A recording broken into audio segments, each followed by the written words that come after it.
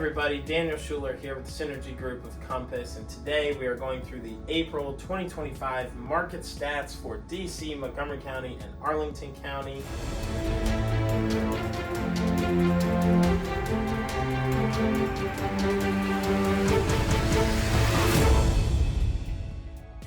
Yes, I am in shorts because while in the middle of May it is getting hot out there, April, not so hot. April 2nd, mark that date, Liberation Day, as it was called. The massive tariff increase completely hampered our market locally and I imagine nationally. With those tariffs going into place, the stock market dropping significantly, buyers' uncertainty was at an absolute maximum. Buyers were unwilling to jump into the market for good reason then. They didn't know what was going on, and the only way they were going to buy is if they absolutely had to buy on a timeline, and even those folks who had to buy were only going to buy homes that looked like a tremendous value. That meant not pricing your home off of the March sales, but actually pricing your home more closely to what was selling in December and January. That's how much the market pulled back from an appreciation perspective in order to entice buyers to actually proceed on your property.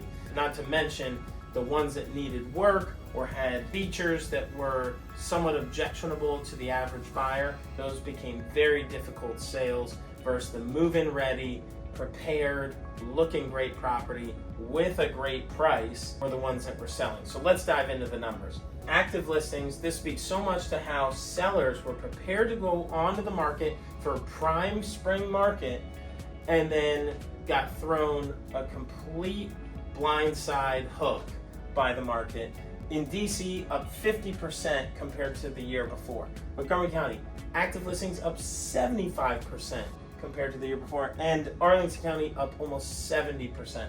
So a ton more inventory was out there. If you were in the market, you probably saw houses more for sale than you were used to, and more staying for sale than you were used to. Moving into what actually sold, how many homes actually went pending? Well, while you had inventory significantly up, pendings were down. April 25 compared to April 24, down 6% in DC, 7% in Montgomery County, almost 6% in Arlington County. So you have more supply, less people putting in the demand, and then that translates to how was pricing affected.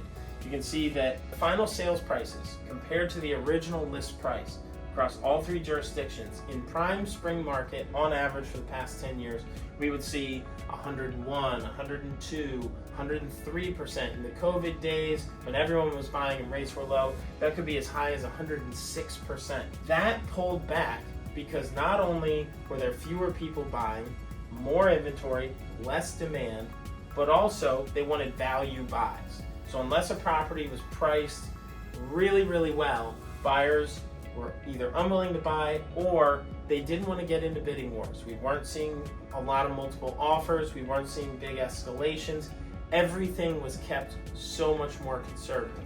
Now, what does all this mean going forward? I think what it means is we are going to have a delayed spring market where May and June are actually going to be really good months to be on the market, with the more recently announced 90-day pause, the reduction in tariffs, the market certainty kind of increasing the consumer confidence, the stock market having bounced back from how much it lost, more or less, from the tariff inquisition. We are seeing May start to heat up. We'll see those numbers in June, but anecdotally, we're seeing more activity and the effects of April sort of pulling back. For all this and more, stay tuned for our monthly updates. DM us if you have any questions, and we look forward to hearing from you.